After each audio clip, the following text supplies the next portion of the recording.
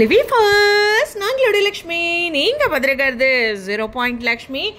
இன்றைக்கி விஜய் வீட்டில் தொடர்ந்து ஷூட்டிங் போயிட்டுருக்கு இல்லையா? ஸோ இன்றைக்கி அழகான ஒரு ஷூட்டிங் ஸ்பாட் அப்டேட்டு. சீரியஸ்லி எனக்கு இப்போலாம் அவங்க வெண்ணிலாவே தெரிய மாட்டேங்கிறாங்க, வைஷாலியாவே தெரியுறாங்க. காரணம் அவங்க ஒரு 7th மந்தில் ப்ரெக்னென்ட்டில் இருக்காங்க அப்படிங்கிறது. அது மட்டும் இல்லை, இந்த மாதிரி ஒரு சீன்ஸ் எல்லாம் அவங்க எடுத்து பண்ணுறதே வந்து நிச்சயமாக ப்ரௌடாக இருக்குது. ஸோ கேர்ள்ஸால் எல்லாமே முடியும் அப்படிங்கிற ஒரு விஷயம் கண்டிப்பாக இந்த சுச்சுவேஷனில் அங்கே இங்கேன்னு ஒரே இடத்துல மட்டும் ஷூட் இல்லை.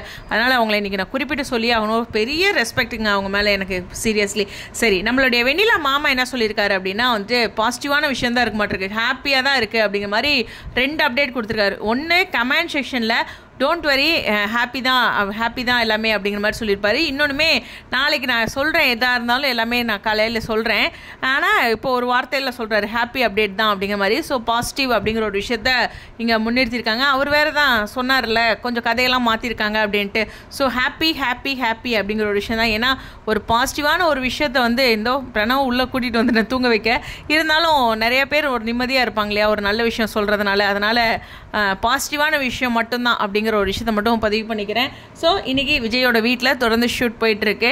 இன்றைக்கான அப்டேட்லாம் நமக்கு விஜய் காவேரி இல்லை அப்படின்னாலும் பாசிட்டிவ் அப்படிங்கிற ஒரு விஷயம் நமக்கு கிடைச்சதே ஒரு நிம்மதியான தூக்கம் இருக்கும், காரணமாக இருக்கும். கண்டிப்பாக சொல்கிறேன், கதையில் ஏதோ ஒரு போக்கில் இருந்திருக்காங்க, அதுலேருந்து மாறி இருக்காங்க.